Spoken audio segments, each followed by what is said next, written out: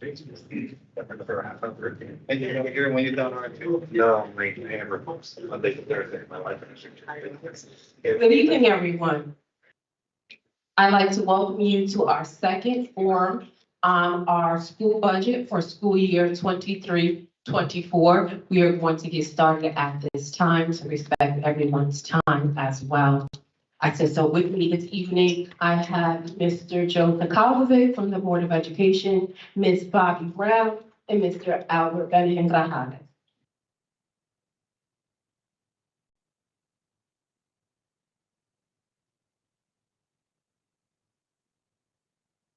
Mr. Sokolovic is going to review our ground rules for the evening. Yes, good evening. We got a lot of material to cover today. Today's forum is about the budget only. Please hold all your questions. We'll pause for questions at one point. Please only ask questions about what to be covered because we may cover it going forward in the presentation. And if there's anything we didn't cover that you would like to know about, please ask us. If we don't have the answer, leave your information and we'll get it to you. Thank you. Just for reference, there is a copy of the PowerPoint presentation at the back table, as well as a list of our legislators for the city of Bridgeport, which we'll talk a little bit more about at the end of the presentation.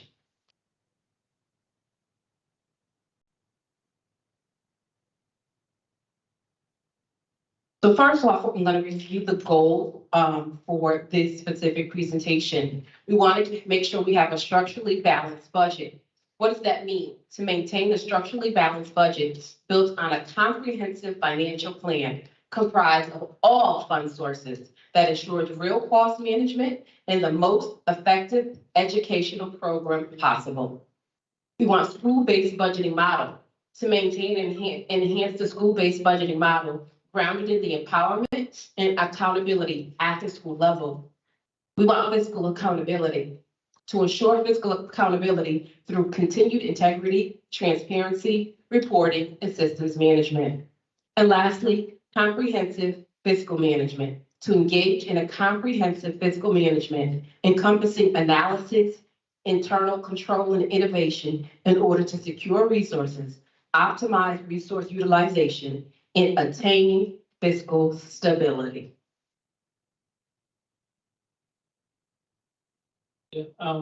Plain English, a structurally balanced budget is where we spend no more than we receive.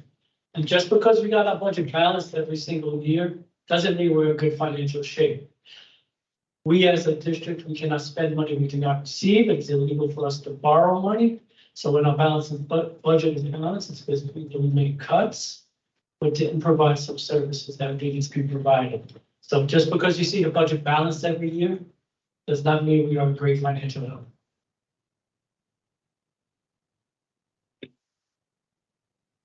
This first slide highlights our district enrollment. So if you see, it covers the years 16, 17 through next year, which projected. So as of today, when I looked at our current enrollment, we're at 19,262 students.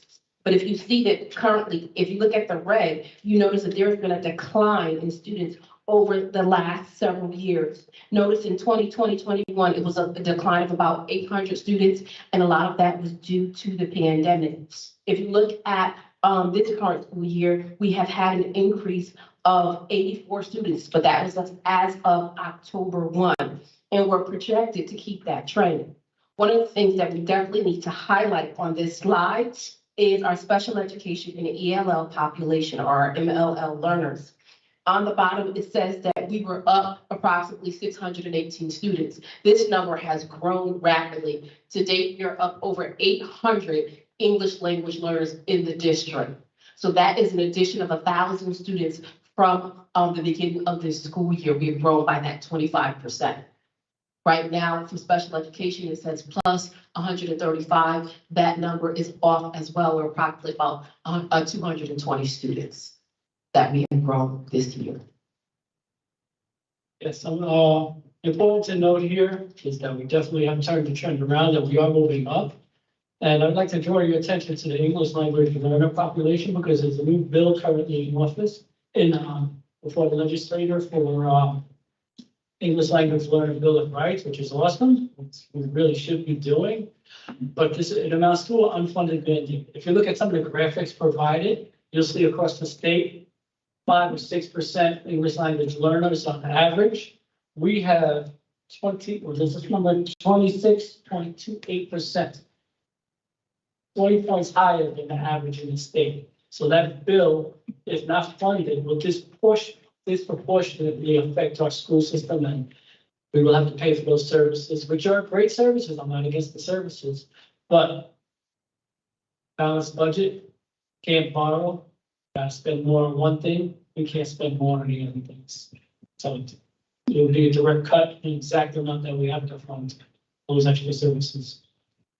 One of the things to also note, we're talking about special education scholars. The more special education scholars that we have identified at the district means that we require more services to be able to support their needs, whether that's additional teachers or support services like speech and language pathologists, social workers, OT. So those numbers also automatically go up when the number of our student population rises as well.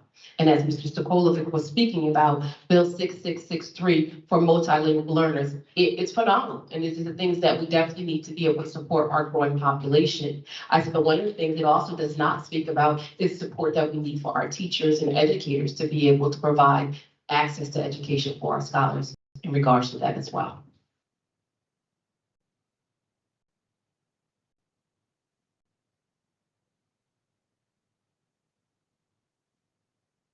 NCEP, which is our net current expenditures per pupil. If you take some time to look at this, we listed here if we have all of our comparative districts, which is Hartford, Stanford, New Haven, and Waterbury. So this specific slide highlights where we were in January of 2022, looking at our 2021 allocation. So Bridgeport at that time received $16,954. If you take note, we were lower than all of our comparative districts. We were ranked number 145 out of all 166 districts as well, which you should know, Bridgeport is underfunded by approximately $19 million for each $1,000 in NCEP that it does not receive. So we are not equitably funded by our DERGs. One of the things that we also need to make note of is this is the number that we received prior to receiving any of our ESSER funds. So this is the number that we're at, that's 16,954.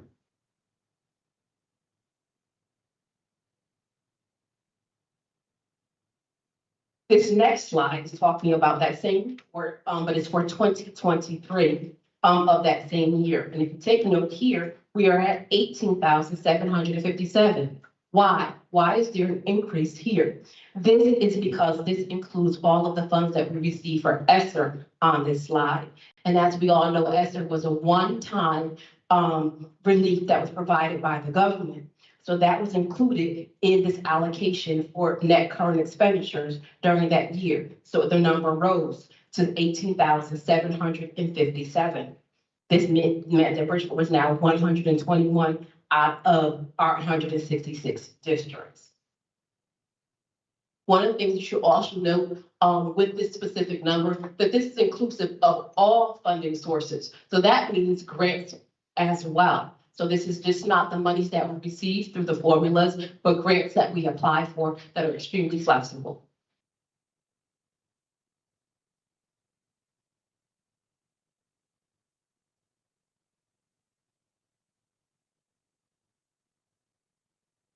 Before I move on, I just want to take a pause for any questions.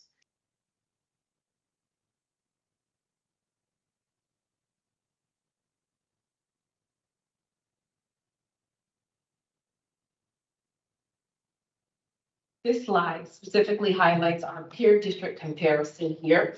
So it talks again about the monies that we received for 22-23 versus our neighboring districts. One of the things that is important to highlight here, when you look at all of the other districts, the city's share of monies that was presented to the Board of Education for educating our children, Bridgeport received 27.9% comparative to the other districts. There was only one that was lower, which was New Haven at 24.4%. Yes, and it's also important to note on this slide, if you look at, I love comparing Waterbury and Bridgeport because it's such a wide divide.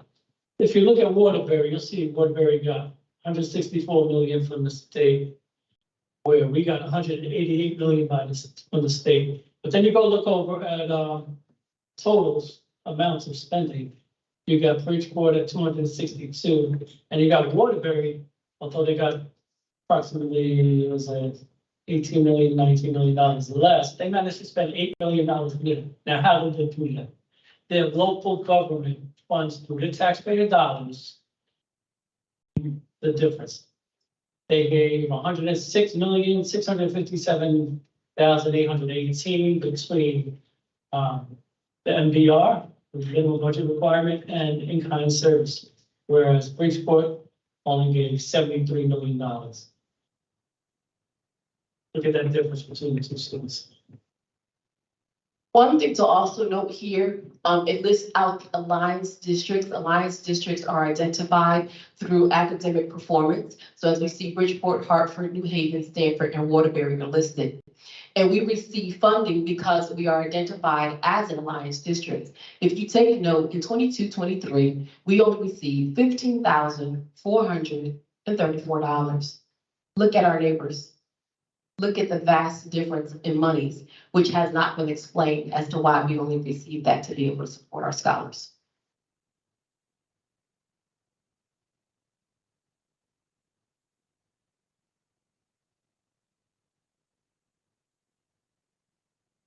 So special education, this is again for 21-22. It talks about how much money was in the general fund to be able to support that 26.14% of scholars in Bridgeport who have been identified.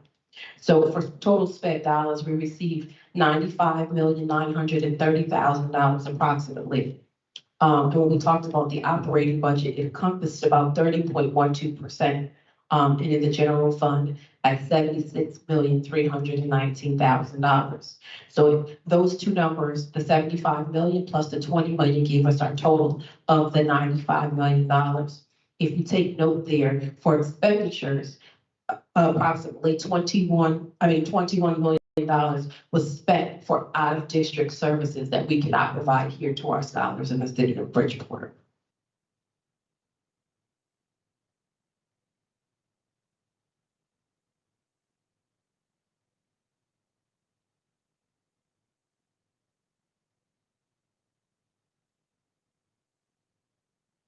So what are some of our physical challenges that we are facing?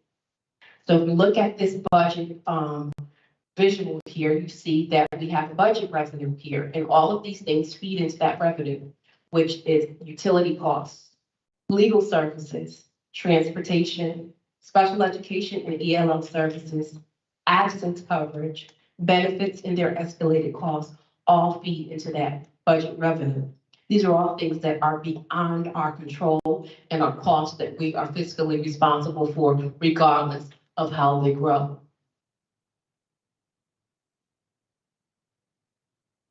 Yes, important to note here too is like your household budget, our cost increase. And if we don't get increase in revenue to reflect those costs, we're in trouble. Later on in the slide, you'll see we got $2,015,000 increase in total, and just our salaries alone went up by 5.4 million or something like that. We'll see that slide comes up soon.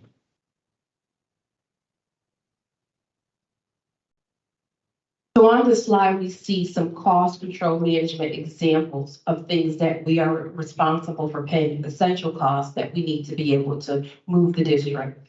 So we have our transportation contract. This is for our students who ride busing in district, out of district, special education. All right, so it's projected at $23 million. All right, we do receive some free buses to be able to support our schools for field trips. Okay, but that's a built-in savings of $23,500.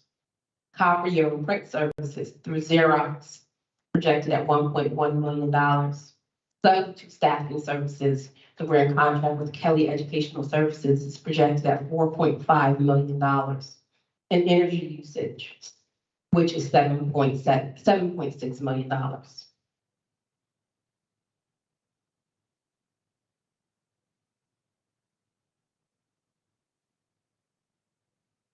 If we take a greater look at transportation on this slide, it talks specifically about how that's broken down. So for regular transportation, that is our large school buses for our scholars.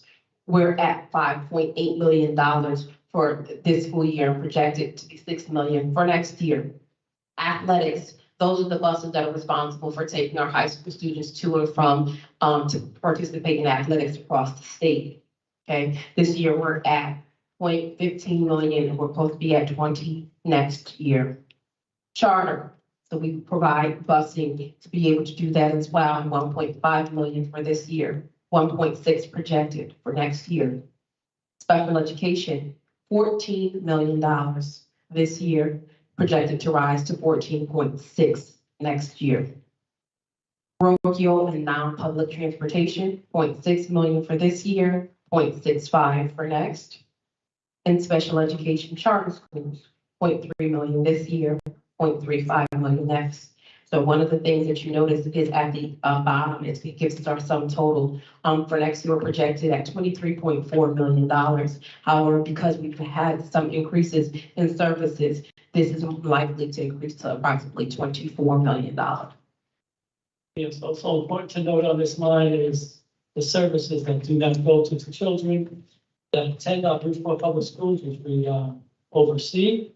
The 1.5 for the charter schools, the 0.6 million for the parochial schools, and 0.3 for the special ed charter schools. That's $2.4 million in transportation costs for children to go outside our school. That's $2.4 million we cannot spend on the children that remain in our school. So that $2.4 million, while included in the operating budget, is not spent on operating Bridgeport Public Schools.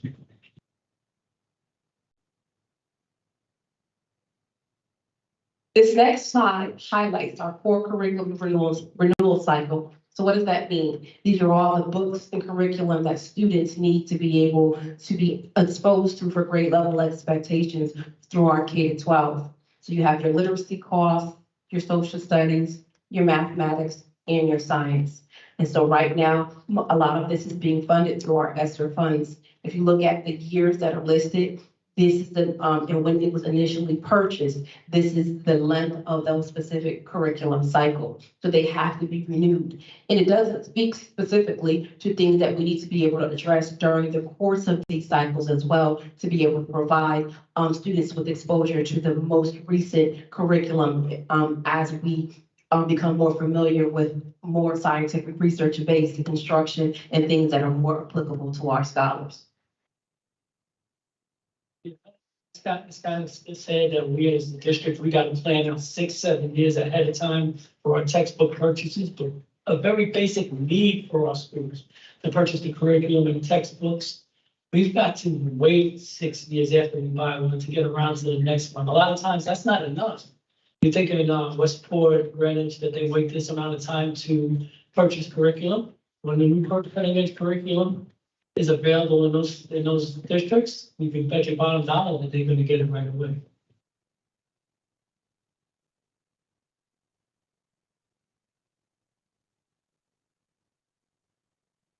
So next, we're moving into the actual district budget for school year 22-23. This is broken down into 4 quadrants here. At the top, it gives you the total number for our operating budget for this school year of $262 million. You see that the top half is split into 2 parts. The city share, which is at $27.9 million, and the state ECS share at 72.1%. If you look at the city share, it's estimated $73 million with an addition of $2 million. That is what we received from the city to be able to support education. At the state ECS, we received a total of $188 million to be able to do that. With that is included the ECS formula, which was the 164, and the alliance, which was $24,764 million. The actual alliance addition was the 15,434 that was highlighted on a previous slide. If you notice, the bottom half of this graphic talks about grants. So why are grants being included into our operating budget. These should be supplemental services that we're receiving. However, if you notice how it's shown here, these are things that are part of our essential daily operations. As we all know, grants are flexible. They change depending on what's going to be allocated. So although we're utilizing these as part of our operating budget, we never can quite project what's going to be needed and used because we don't know what we're going to be receiving. And if you see the federal grants, it's the Title I, your Title IIA, Title III for bilingual, IDEA, which is a grant that supports special education. We also receive state grants, priority, bilingual, and magnet, which gives us that $12.5 million that you see there. And I want everybody to just keep in mind that number between the addition from the city and state, $2,015,000. It's $2,015,000. $2,015,000. Let's keep that number in mind. Never slide. $2,015,000.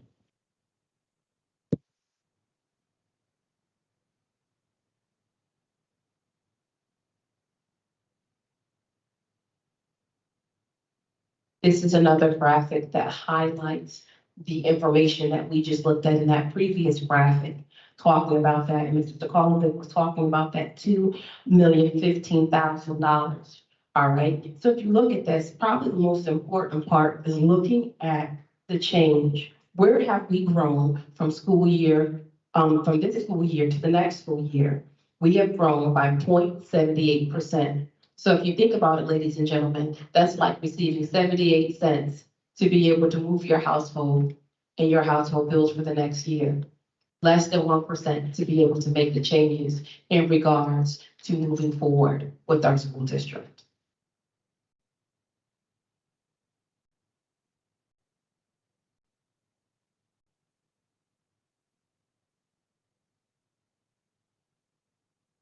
This specific slide talks about the average percentage of growth over the last 8 years. So how I highlighted that 0.78%, this gives us the average. So if you notice in fiscal year 17, we went down by 0.45%. But if you look at the total and average over this course of time, it's 1.12% over 8 years to be able to educate our children. That has been the change.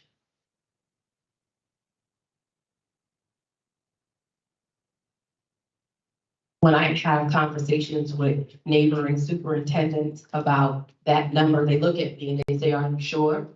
I said, "Yes, I am sure. This is what we've been working with in Bridgeport for all of these years. And this is why we fight so hard to try to provide equitable access to our children." So when you talk about why do we fight about bills and why do we fight when it seems like we're getting more, I don't want what seems like we're getting. Let's talk about what we're really getting.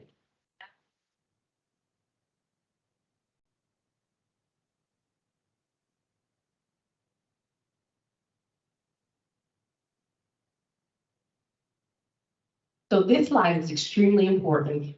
It talks about ESSER grants, the supplemental services. This is that one-time windfall that we received due to the pandemic of a total of $144.9 million that was to be spread out across 3 years. What's really, really important to note is that all of the services that are listed on this slide are things that we have purchased through or people that we have hired to be able to support our students. So take note, Director of Early Childhood Education, that's the director who does all of our preschool for the district. Assistant principal positions. Elementary academic support instructors. What are those? Those are part of the legislative bill in regards to reading. We had to provide additional interventionists to be able to support students in grades K to 3. Guidance counselor, a total of plus 10 people. Social workers, plus 11 people. ELL students, the Welcome Center that's located at Central High School. ESL teachers, a total of 6. Building substitutes. Kindergarten professionals. I know for those of us who have been around for a while, remember the days that every kindergarten class had a paraprofessional all day, and then that went away. It was reintroduced under this ESSER bill, and we still weren't able to give all of our kindergarten teachers a full-time pair. They were split between two classes. So even with that, we still didn't have enough. Stipend positions for teacher leaders, peer support, sit-ops in the buildings, and DIBELS expert. These are all things that support our technology in the classroom and supports professional growth for our existing teaching staff. University partnerships for cross-certification programs, peer to teacher, extended day programs in our FAME Academy. Summer programs like early reading success and extended school year expansion, English language arts, and our 21st century STEM program. Curriculum and instruction for professional development and renewal, which includes Actively Learn, which is for ELA and social studies, Hill to Literacy, which is the PD that we have to support literacy at the elementary level, Tech Track, Footsteps to Brilliance for our pre-K 3, Partners for Educational Leadership, which is the professional development for administrative staff across the district, Caribe Youth, which is for all middle school sports, our technology renewal and support, operating budgets and e-cards to supplement special education, which includes 8 resource teachers, effective school solutions, which are therapeutic services designed to reduce out-of-district placements and support specialized schools in the district, self-contained special education classrooms, health and safety environments, which includes facility repairs, improvements, inspections, testing, maintenance, repair, and upgrading projects. Nothing that I just listed seems like it's extra, does it? So what are we going to do at the end when we no longer have this $144.9 million and we've hired this personnel to be able to support our scholars, but we need to provide professional development for our teachers to be able to address the needs of our scholars? What do we do then? Remember, that number is 0.78% from year to year. What do we do? And how do we do it? Yeah, and on that note, you see all these listed services, and COVID was tragic, and this remains to be tragic. This is what I like to refer to as COVID silver lining. COVID had exposed the iniquities being heaped upon Bridgeport like never before. We were at a point where we only had 1 computer for every 4 or 5 students. Now we are a 1-to-1 district. Every single student in our district had the computer because of this COVID-related funding. Now, what happens to all the services and extra, so-called extras we added since then, when we can no longer pay for them? Unfortunately, like, we're gonna have to evaporate. And we're just now discussing the services added under the SNLs. We're not even talking about yet the operating budget shortfalls, some of which are being covered by COVID dollars where it's allowed under the law. So we've got a hidden deficit above and beyond what's coming.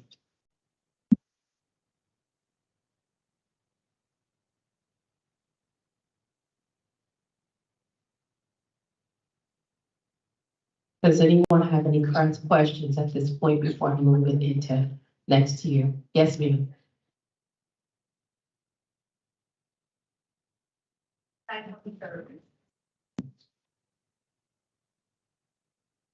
Well, if we go back and we just take a look at this specific slide, it ranges across the board from administrators to professional development services. And some services are provided elsewhere. You talk about out-of-district services for special education scholars?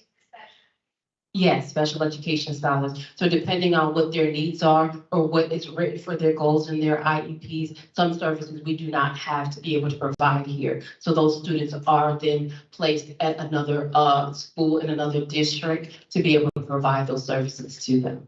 Okay.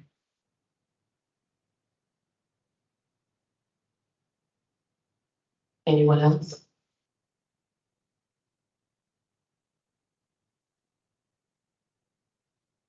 So this slide looks very familiar to one that we've seen before, but this is specifically talking about our operating budget request for next school year, which is 23-24.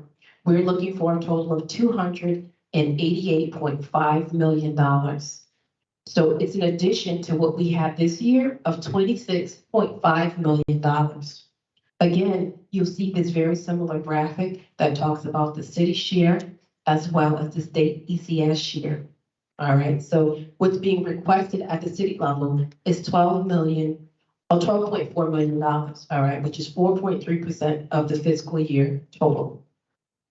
At the other level for a state ECS, we're looking to receive 164.195 with the alliance at 24.764. All right, the state projection is an additional $1.5 million more than what we received this year.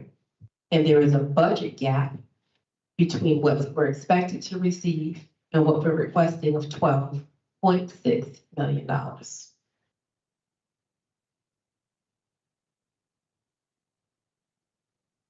What we need as a total? Well, I say 27, it says 26.5. Right, and this is between all services. That's why I'm let the city share, we're asking for $12.4 million. And the state, we're hoping for 1.4, and the 26.5, it's not reached between those numbers, but it's made up in other areas that we'll get to later. That's why it's important that the city understands our position. That's why I'm glad to see one of our mayoral candidates sitting in the audience with someone. Again, thank you for coming. Thank you. Because education is the foundation of every city, and every mayoral candidate should be sitting here listening to this so they can understand what they're getting themselves into. Excuse me, just a quick question. Yes, Maybe ma'am. you have a translate. She just left. I'm waiting for the translate. She's coming back. Sure, What is she? I'm waiting. I think she left because nobody was here. Yeah. I don't think she was here, but I think you came in after she left. And I don't think she's going to be coming back. We can try. Tim, could you see? Mr. Thomas. Thank you, Mr. Thomas. Let's give it up.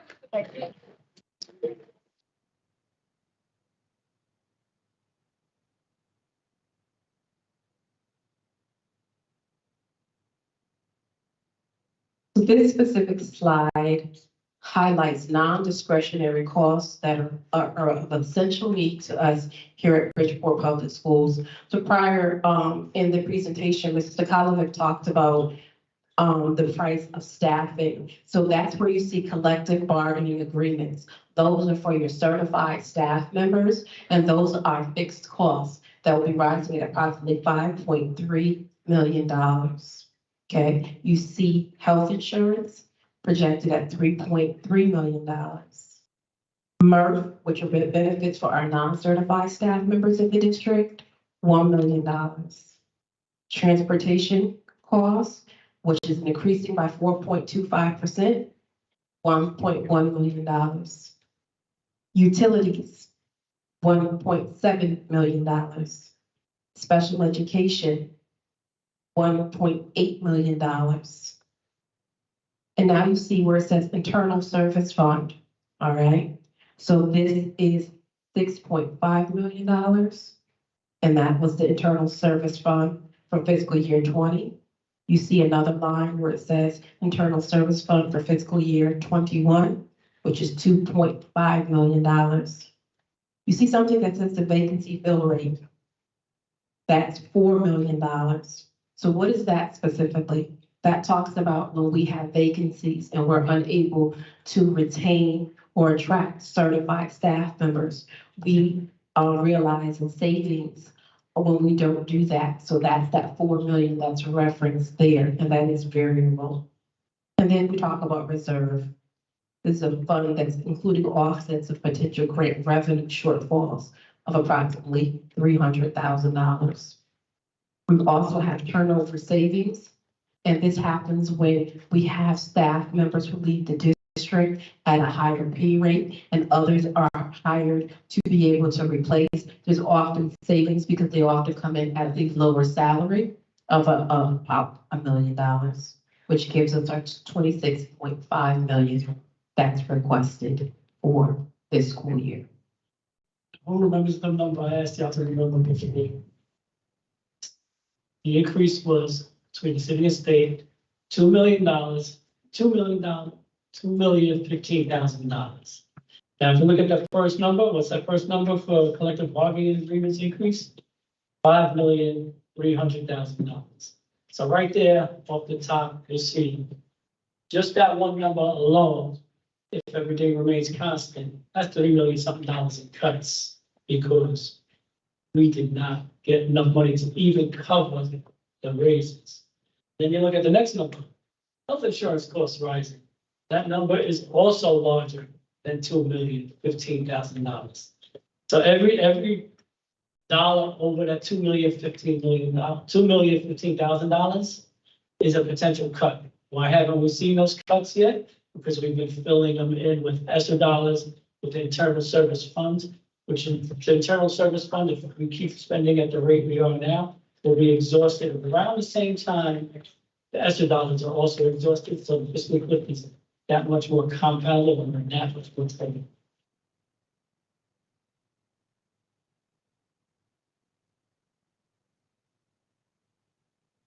The ESSER dollars, So ESSER dollars have to be expended by in June 30th, 2024.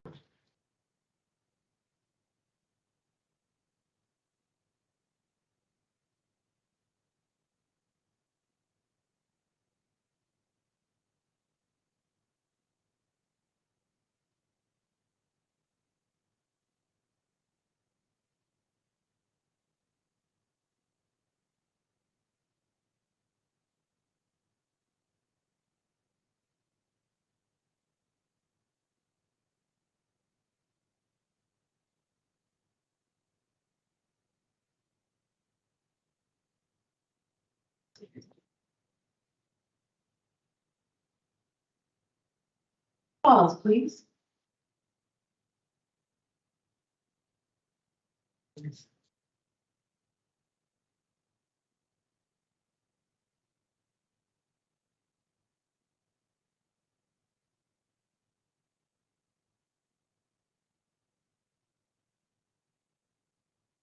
This slide just breaks down further the non-discretionary costs that are included in that, plus 26.5 million or 27, as I like to say, for non-discretionary costs that we have to be able to support for our operating budget. So this further just explains that as well. Yes, if I might add, my first year on the board was the 2018, 2019 budget cuts, where we cut instructional coaches, literacy coaches, attendance liaison, amongst many other cuts. And prior to that, we lost all the paraprofessionals, homeschool coordinators, some more math coaches, some guidance counselors, nurses, university interns. We had to cut interns because they had a minimum cost associated with them, and they were providing us far more value than we have. Now, these are cuts that we already made. We can't make these cuts again because they're already on. So we got to turn somewhere else when we need to make cuts. And these were considered the easiest cuts to make, even though they were damaging and harmful. So the low hanging fruit is gone. So everything else we're going to be cutting a whole tree down.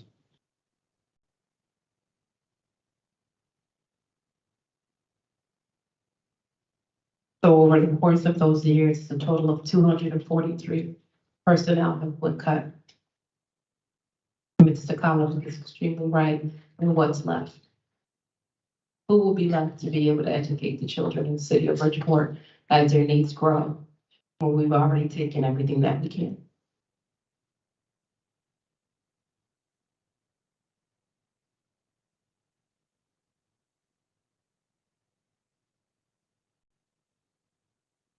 So we've already talked about what we need and there being a discrepancy between what we need and what we believe that we will receive.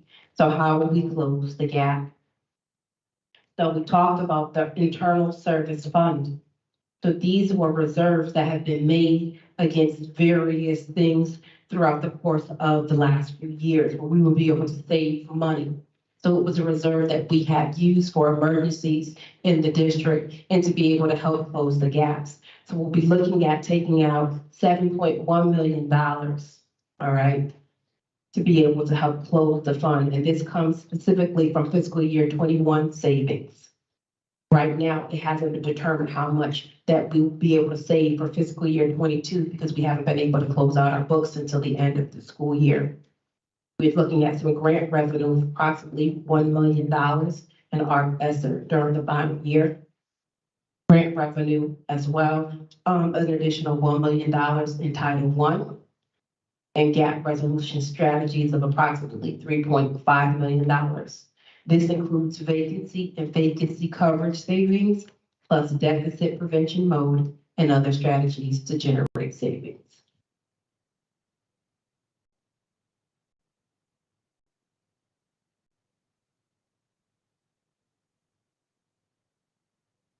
Again, when we look at that, the budget gap will include, as in prior years, the following strategies. Position consolidation in alignment with the registration projections. What does that mean? That we may have to look at closing some classrooms depending on the number of students that are going to be projected to be enrolled. Position conversions after attrition. So if someone decides to leave to go to another district or they retire, that we might have to convert those positions and make it the responsibility of someone else who already is working to be able to cover that without adding an additional cost. All right, so some examples of that: 12-month AP vacancies now changed to 10-month AP vacancies to save our money and benefits. Position and program adjustments to generate savings. Curriculum and technology renewal. Utilization of grant in lieu of funds traditionally allocated in the operating budget. And then your deficit prevention mode, position control, procurement control, and internal controls. Always a pet peeve of mine when we talk about position consolidation. That means less positions, less personnel. That means it could have potentially be position of coordination. So the word consolidation means make many into few. Make many into few. I've always had issue with this word consolidation because it doesn't give the impact to the everybody's forward. But again, also the procurement control. Control with procurement, we buy less things for our students. So we did the wording always, I know they're technical accounting terms, but these are real life people, real life problems, and real life impacts.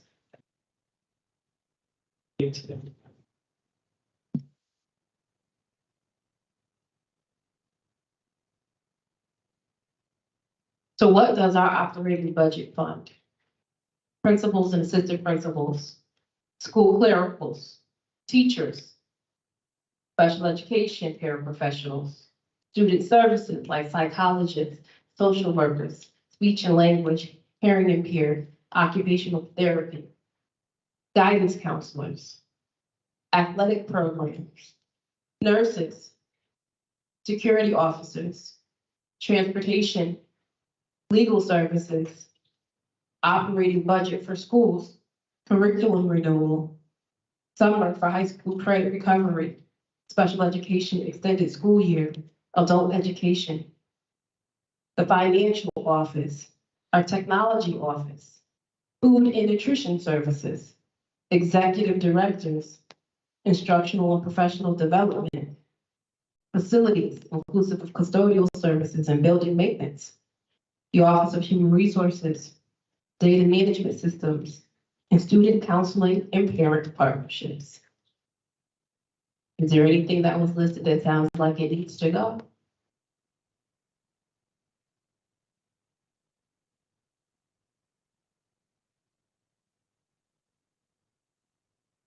Yeah, so I'm jumping for a second here. Go back to that number, $2,015,000 increase, and look at the total need. You got about $24 million spread between what we need to maintain exactly where we are And that's in the operating budget. That's above and beyond what we discussed before about the ESSER funding positions. But this year, thankfully or not thankfully, those that deficit is going to be hit probably for the last time. And next year, after they don't receive funding to cover the gap, it's going to be, it's going to be devastating us.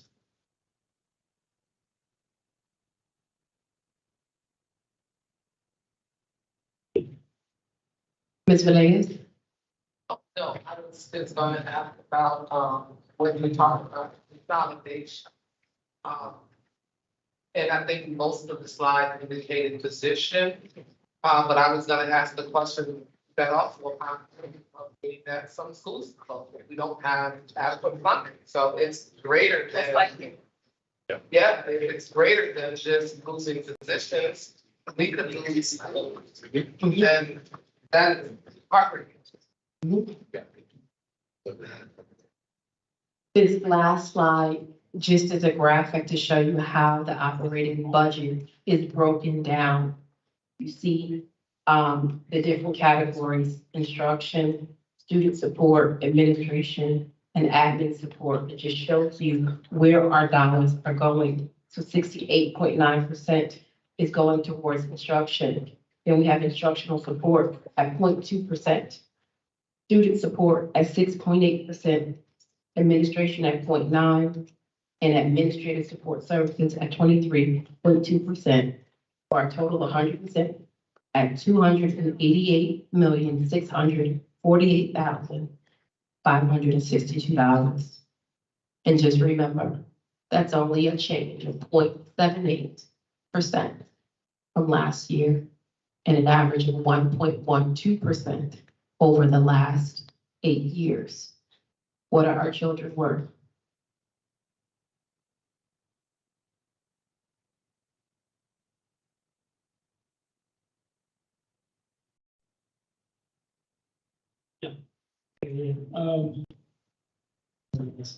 For public schools, we rely on a variety of funding sources. And education funding advocates should rely on a variety of advocacy tactics best geared towards a specific goal being advocated for. It's important to understand how much a district needs to avoid cuts. Groups should avoid coming up with its own number lower than the district's request. It's fine to ask for more, but never ask for lower than we're asking for. It's harmful to the cause. It gives approval to the people responsible for funding, and it's acceptable to shortchange our students and eliminates the political pressure on them. It is okay to aim higher, to expand the services offered to your children, rather than just holding the status quo. We can insist that any local funds advocated for go directly to the minimum budget requirements. Also important to remember is advocacy should be targeted and tailored to the specific entity and funding source. For instance, when advocating for the federal dollars, keep the focus on the federal shortfall and the needs that they need to be responsible for. Do not mention state or local shortcomings. Same holds true when advocating for state funding. Do not mention local funding or federal funding shortcomings. Not following this advice allows for federal, state, and local government to blame each other for underfunding our students' education. Let them know that you as a board will hold each and every one of them accountable if they don't significantly increase their shares of funding. So this is my favorite part. The favorite part is, who do you hold accountable and how do you make sure that they hear your voice? Mr. Sokola gave a really good preview, I guess that's the word to use, to this particular area. He talked about those that are out there that advocate for funding or supposed to advocate for funding. So we listed all of the senators, all of the state reps, and we also listed city council as well. So I ask you, when you get an opportunity, when you get ready to testify and show up to Board of Education meetings, remember, hold us accountable, but also hold them accountable as well. Make sure you show up to city council, make sure you show up to Board of Education meetings and speak your piece. Because at the end of the day, you are your children's first advocate. And if anyone advocates for them, it should be you first. So I'm gonna go down the list like what I did last time. So for your senators, you have Chris Murphy, You have Richard Blumenthal. For your representatives for the Bridgeport District is James Hines. Better known as Jim Hines, I guess it's same. And then for your state reps, you have Marilyn Moore, Chris Rosario, Andre Baker, Steve Stastrom, Antonio Felipe, Harry Gaston. You have House reps, you have Fred G. and Marcus Brown. All of them have shown up at some time or another to either a Board of Education meeting or to, yes. And don't forget Christine McCarthy Fahey, who is new. Oh, okay, yes, yes, her too. Make sure you utilize your voice. There was, Mr. Sokolovic, myself, Ms. Perrin, and a few other board members, Mr. Benahan. We actually stayed and testified on different bills concerning our district, where we saw bills that were undercutting us or bills that were not properly advocating for us. But what was the difference from Board of Education members advocating? There were parents on the call. There were other leaders on the call speaking their piece. And what Mrs. Okolovic said was very important, that don't say something that we're not already saying. We are in the trenches, we're at the meeting. So if you want to know something, if you want to know if the budget is correct, if you want to know if the numbers are correct, we are the people you need to reach out to. And then we as a team can go up to Hartford. We as a team can go to the city council. We as a team can show great support at our own meetings to let people know what they need to be advocating for. And that no one who gets in Hartford or no one that's on city council or board of ed should be beaten to another drum. The drum is we are underfunded. So the beat is we need 26.5, 27 million dollars to operate our budget and to be successful. And the crazy thing about it is that we're still going to need this money the following year. So advocacy doesn't stop just because we get this money in the bank. No, it continues because we're going to be right back in the same position we were before. But it doesn't have to look like that for Bridgeport. That's why you as parents sit in the audience, you as leaders in the audience, let your voice be heard. They knock on your door every time an election comes around. Now you go knock on their door when funding comes around. Remind them the promises that they made when it came to the educational component of their campaign. Hold them accountable. And that's why we have a mayoral candidate in the room. That goes for you as well. We want you to be able to stand up for your constituents and tell them, this is what the Board of Education is advocating for. We demand this because at the end of the day, who better yet we support than our students? You know, who better yet? They need that to be able to be successful. So I didn't forget about city council. I'm gonna read their names too. So for city council, you have Scott Burns, you have George Cruz, you have Jeanette Herring, Michelle Lyons, Mary McBride Lee, Fred Hodges, Maria Valle, Maria Pereira. You have Matthew McCarthy, Tyler Mack, Rolanda Smith, Akeem Boyd, Amy Reed. That's her last name. Yes. Yep, can you see it? There you go. We have Rolanda Roman, Rosalina Roman Christie. You have Alfredo Castillo, Ivy Nevis, who is the she's the city council president. And then you have Samia Suleiman and then Ernest Newton. All of these people in some way or another affect your district, your funding. They have a right to be able to be in their seats and advocate properly for the funding. And then last but not least, you got your mayor. What is he doing? What should he be doing? And how should we be doing it? Because if we are saying that we need this money, I don't think our CFO just goes behind closed doors and she's just throwing up numbers. No, these are students. For every dollar that we get represents a student within our district. So we're coming to you as parents, as Board of Education members. Look us up on the website too. Call us, email us. I said this at the last meeting, then I'll shut up. We watch how powerful advocacy is. Last year, we watched students advocate strong in support of adding E to the calendar year. Those were students. So those students saw something important and decided to make the entire city of Bridgeport hear them out. We were in a meeting after meeting after meeting because they believed in something so important to them. So if the budget is just as important to you, I say galvanize, I say get your people together, get a group of moms, get a group of dads, get the kids, show up to the meetings and our list of guests that should be speaking at our Board of Education meetings should take up our entire meeting. And I say that because you all have a stake in this community, whether you're a parent, whether you're an elected official, whether you are a student, you have an important role. And that important role is supported by Board of Education members, your superintendent, to advocate. You know, if you don't advocate, no one hears what you have to say, and then decisions are made without you. So I encourage you to advocate, speak your piece, come to our meetings. All of them are on our website. Join us in the fight. Make sure somebody hears what we have going on, because this issue is important and it's not going anywhere. The fiscal clip is just a year away, so not even a year, but it's on its way. All right, thank you. Okay, good evening, everyone. Mr. Bellingham. You hear it was very clear, the information, what we give it to you, when we give it to a community principal school. Ms. Brown released it very clear. So imagining how you feel when your son and your daughter, they don't have the education they're supposed to receive. Because I know we got leaders, we got staff. The kids are big. My kids don't go to school, but I got niece, I got nephew, I got friends. They're still going to principal school. And then this is gonna be a pain for us.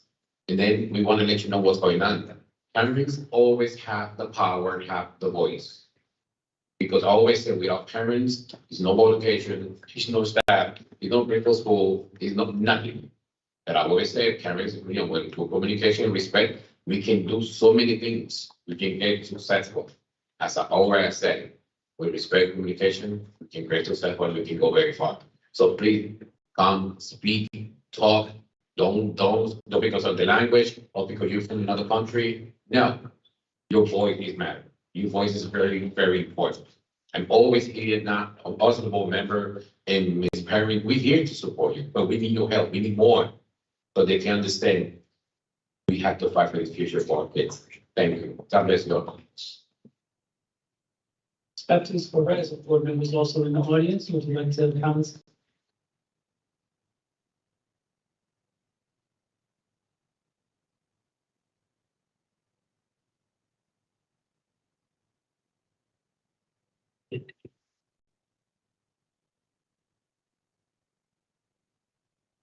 Good evening, everyone. Hey, Tim.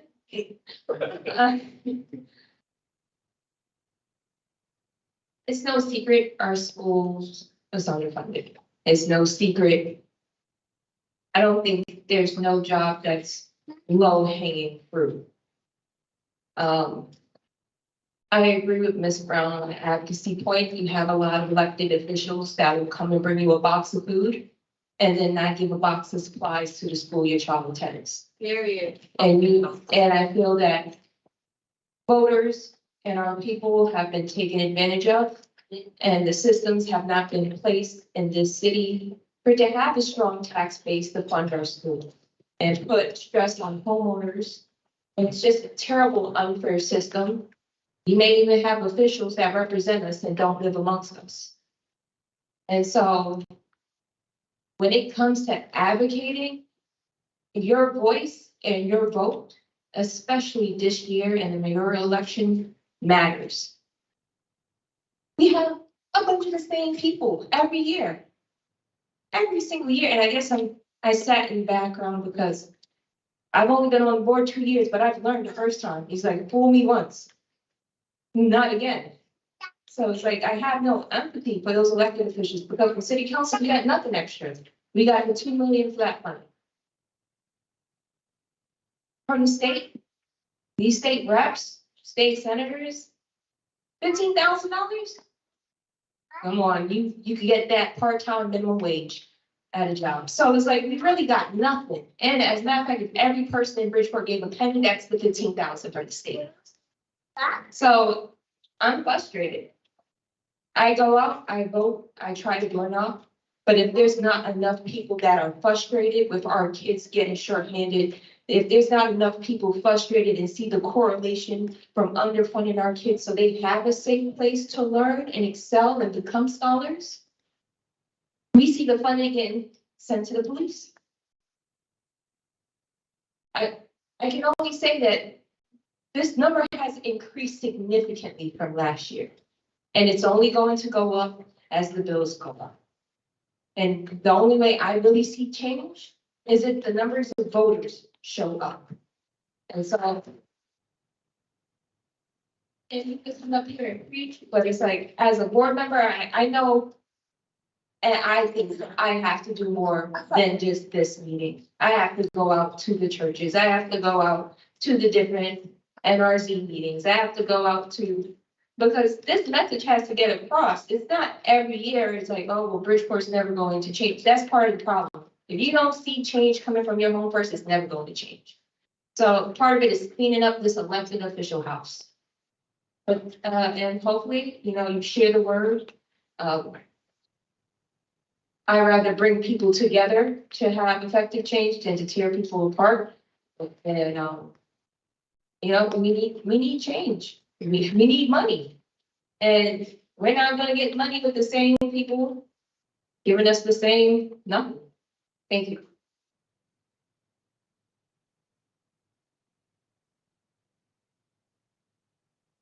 So at this time, we wanted to open it up for any more questions or comments that anyone wanted to share.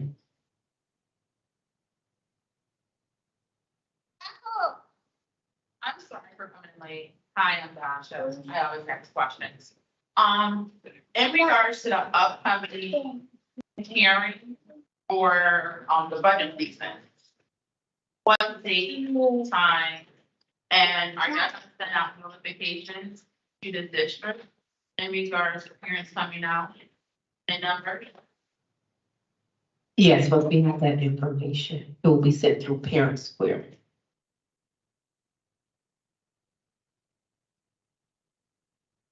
Yes. Good afternoon. My name is Dave. I'm a parent to two children coming into a public school. Actually graduates now. I can say that. And I just wanted to, for one, thank you all for doing what you're doing. Thank the parents for coming out tonight, the staff for coming out tonight. Because from 1984, when I first arrived in Bridgeport, Connecticut, to 2023, and being in the Bridgeport Public Schools throughout that entire time of my life, and also having children, one who's going to be 22 and the other one is going to be 18. I've had a long time in this school system, and it's unfortunate that not much has changed. And I often sit back and wonder why, because there was a time I was really active, I was out here, but to, I think Ms. Baptiste Perez, is it Christine? Yes, to 16 points, all your points. The advocacy is needed there. We as parents, we as taxpayers, rather you have children in the schools or not, you live on a fixed income, it doesn't matter. Your voice needs to be heard, because other than that, it's the voice of the lively, right? The people who want laws in their favor. It's the voices of the for-profit. And again, we're a capitalistic country, I get it. But at the same time, when you combine those two and a couple of other factors, it's the nonprofit entities such as a public school system that actually loses. And that is, I think, where as parents and as a community, we have to be better at helping everyone understand what our needs are and actually fighting for it. Not just talking about it, but when they come to your door the next time, if they're an incumbent and they want to get reelected, I saw what you did with education, which was nothing. So that's what you're going to get for my vote, nothing. Okay, and it's not to be confrontational, it's not to be snarky, but it's really to be honest with ourselves about where we are as a community. Because when we think about the social emotional challenges our children are going through, when we think about the community violence and why kids don't want to go down to Seaside Park, or we're finding young men and women who engage in what I like to call an alternative economy, or an alternative sorority or fraternity, such as drug dealing, gang membership, and things of that nature, it is a byproduct of not having enough opportunities. And if you're tired of being in your home and listening to News Channel 12 talk about another person that just got killed, or a a motorcycle accident that had a youth in it, whatever the case may be, it is time for us as citizens to take our schools back. And the only way we can do that is to really make our voices heard. Your voice is your vote, and your vote is your voice. And I think one person said, spread the word. I'm also gonna use the term, I'm gonna add to that and say, spread the word. So when you go home tonight, when you go to church on Saturday or Sunday, when you go to work, talk to your friends. Get them engaged in some of this, because it's gonna be critically important, not just for today. Some of these impacts, we're gonna see 20 and 30 years down the line. And if we are afraid and we're challenged right now, I'm gonna be 65 in 20 years, well, I'm 45 in 20 years, but, you know, I don't wanna be in my community and walking in fear. I did that growing up on the East End from 1991 to 1995, where we were experiencing 63 to 70 murders every year. Where our athletic team stopped getting coaches from Division I schools wanting to even come into our community. And what did a lot of us start to do? We said, send them to other schools, send them to other communities, other districts. The education there is better. It's not that the education there is better, the education that's funded better over there. So I will be quiet. Mr. Traver? I want to say something that's not out there here. I've been at those hearings in Hartford, too. I've been at I've testified at 4 hearings in the last 2 weeks up in Hartford. For those of you that I don't know, my daughter graduated from Central in 2006. I live over by Bridgeport Hospital. My granddaughter will be going to Edison in another 4 years. And I taught 20 years and retired a couple of years away. And there is a struggle for the educational pie and what we want, you know, the money to spend on education. The city of Bridgeport has always shortchanged our schools. Always. We were enslaved to take over the Board of Ed in 1998. That's how long we've been doing this fight. So the fight has to continue to make schools a priority in the city. And one of the main reasons they're not, I'll say it quite openly, is because the white people that run this town don't send their kids to the schools. Amen. That's always been the case in Bridgeport. Mayor Gannon and Mario Testo didn't even live in Bridgeport. So it's been a problem. And then under Mayor Finch, we had the introduction of charter schools. And so charter schools were quote unquote public schools, but they're not really, because they don't have to live by the same rules we do. But we do have to share the same money from the city, from the state. So there's a fight for whether the money's going to go to a charter school or a public school. And this year we have a unique opportunity. That fight's still going on. Don't misunderstand it. And I testified, Joe and I both did last in 2 hearings, one on the governor's budget and one on the Antonio Felipe's budget that he's pushing, which will fully fund the ECS. But his father, who used to work for Mayor Finch, now works for the charter school organization. And they're going to get $3,000 a student in Bridgeport. Well, we're only going to get $700 a student. Go figure. 19,000 students in the public schools, 6,000 in the charter schools, and they get more money. They get initially more money than us. Now they get slightly less than us. But that's almost the same amount for 19,000. 3 times 4 students getting about the same money as the charter schools. That's about right there. So I don't believe in charter schools, so I'll be honest about that. I'm not trying to convince you, but I think it's bad social policy. But in the meanwhile, we're taking money that goes either for here or there. And who gets hurt? The kids in the cities. And this is, again, a racist issue. This is systemic racism in our state. In the urban areas, which are primarily children of color, we get underfunded schools. In the suburban areas, they have some of the best schools in the world. They spend the money on their schools. They have things we don't have. And Mr. Felipe said that from the Post a week and a half ago. He went out to the suburbs and saw that's all we want for our kids in our schools. And meanwhile, our schools are the same as when he went there. But he's helping to create the problem. But here's the difference this year. There was a bill on Monday that I testified at. It's, let's call it, for lack of better words, tax the rich. The millionaires and billionaires in the state have doubled their wealth in the last 2 years. Doubled their wealth. So instead of, the 12 billionaires are worth $15 billion more than they were 2 years ago. Billion. Billionaires, same thing, but their money's just small. By our standards, it's a lot more. So there's the bill. Now that bill would create a lot more revenue. If those rich people paid more taxes, it would create more revenue, because as Ms. Brown said a moment ago, we live on property taxes. And so that means, we have a limited source of revenue to fund our schools. We rely too much on that, and the city doesn't give us enough, and the state doesn't give us enough. But if the state had more money to give, now, Felipe's bill, Representative Wood would give us more money in the economic educational cost sharing. But that is money we should have been getting 5 or 10 years ago.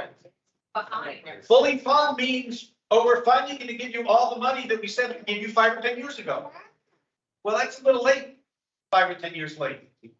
And so we need to not only fully fund, we're fighting for, there's a group in Connecticut fighting for what is called equity, which says we need to spend more money where we need it and less money where we don't need it. And instead we do it backwards. In the suburbs, where their kids have a lot more advantages and are in a lot better condition for education, we spend more money and they need it less.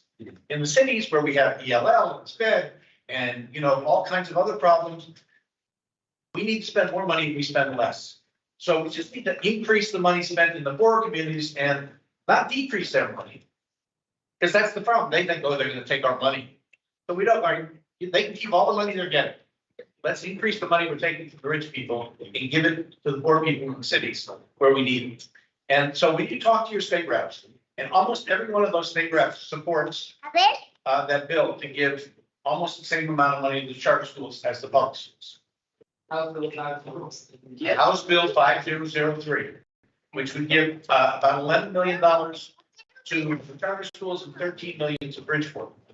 The governor's bill is the one that you saw was used up there, which would only give us about $3 million.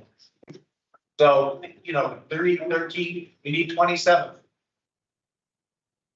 Neither of them are enough. But if they would pass, so in Monday's hearing, all kinds of union people, church people that support equity in rent, housing, subsidies, schools, all that stuff, testifying. Nobody from the charter schools was there testifying to tax the rich. Nobody. None of them. Why? Because that's who pays for their schools and their bills. Those, the Stacklers, that guy that put fentanyl on the market, the barbiturates on the market, the Stacklers were funding, Achievement First when it opened. I had an argument with the Stackler about it up in Sacred Heart 5 years ago. I said, our magnet schools are better than your Achievement First. No, they're not. Yes, they are. We have the money. Our kids can do just as well as anybody else in the state. We just don't have the resources. And that's not just Bridgeport. That's Waterbury, Danbury, New Haven, Hartford, New Britain, East Hartford, Marion, lots of towns, cities where it's primarily non-white students being shortchanged.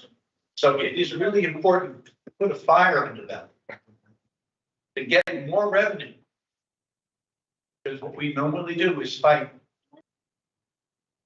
over the crumbs. And we don't get what we deserve.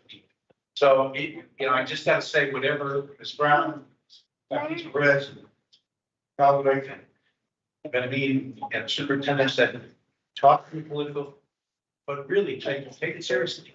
Talk to them seriously. The mayoral candidate's got to hold their feet to the fire. And I'll talk to you after the meeting, sir. Because this is just, and this is my passion. I got my granddaughter. So people who know me, I've been doing this 30 years in this town.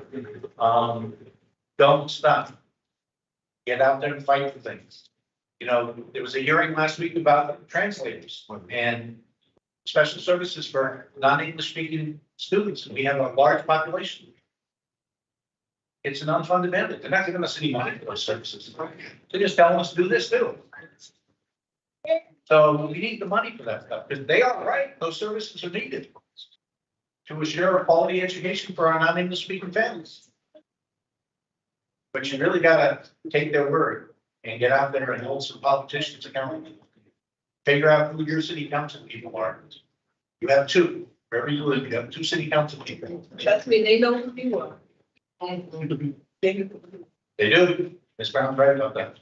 So it's really important. This is good. Like this year, we have a good opportunity to get more money out of the state and to raise more revenue so that maybe we can begin to see a light at the end of the tunnel for the children in our communities. So thank you. Thank you.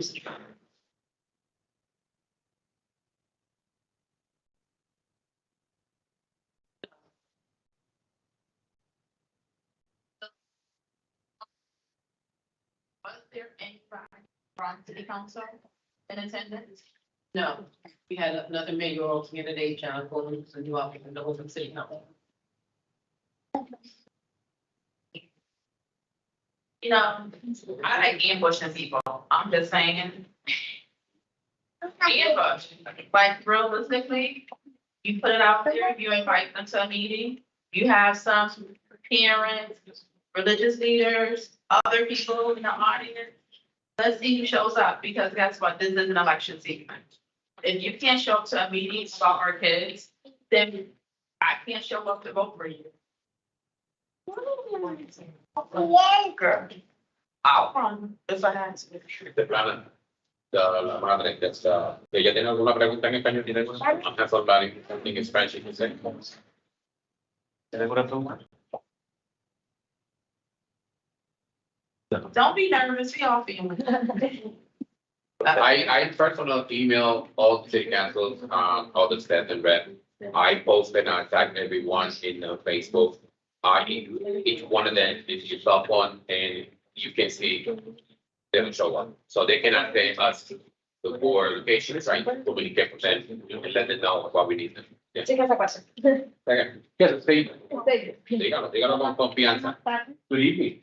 Es la primera vez que yo asisto a un foro como este. It's the first time I come to Estoy Portland. empezando la educación escolar con mis hijos porque pues están pequeños. I am just getting started with my kids. Soy hispana y como hispana me gustaría involucrarme en este asunto, conocerlo, I am Hispanic and because saber de cómo se lleva la educación. Mis hijos quiero que en un futuro sigan siendo bilingües. I'm Hispanic and I want to get involved to ensure that my kids get the proper education. I want to make sure that they are bilingual and they continue to be bilinguals. Y si es necesario involucrar también a mi gente hispana, me gustaría dar ese paso para ayudar a mis hijos y que sigan teniendo una escuela de calidad en este país. And for me, it's important to involve other Hispanics. I'm doing this only, for my kids, and also to improve the schools in this country. Al final, como madre, siempre voy a buscar la mejor educación para mis hijos. At the end, as a mom, I'm looking to the best education for my children. Entonces, si necesitamos reunir ese dinero para que nuestros niños sigan estudiando, vamos a trabajar juntos y aprender yo también el idioma que es el inglés para poder ayudar. So I'm willing to work with everyone to ensure that this happens and include the fact that I'm also going to learn English to ensure that people could hear me, listen to me, listen to my voice. Gracias por lo que hacen por nuestros estudiantes y espero seguir asistiendo. Thank you for everything that you do for our students, and I'm hoping to continue to participate in these forums. Thank you.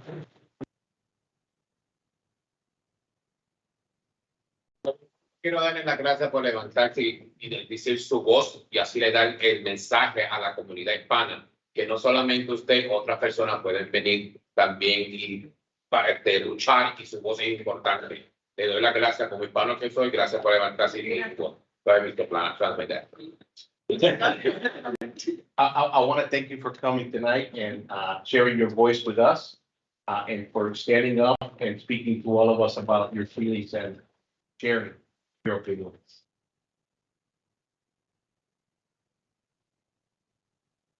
I just want to say thank you, for all of you who came out tonight. Our crowd was bigger this time than last, but the message remains the same, that our children need to come first. We need to be able to support them every single day, whether it be at home, whether it be at school, and we need to continue to fight for the resources that we need. Do not let them underserve our children anymore. My son graduated from Bridgeport Public Schools in 2019 as well. So I'm very familiar. I've always been here. I've always been here. I was a student here. I am a resident here. I said, so no matter whether I continue on and they hire me as the permanent superintendent or they don't, you'll see me because I'll still be here because I pay my taxes here.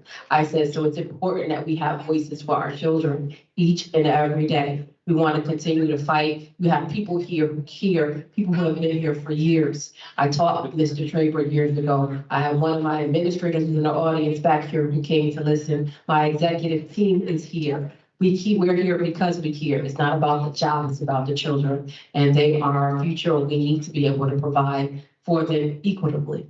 So thank you very much and have a wonderful evening.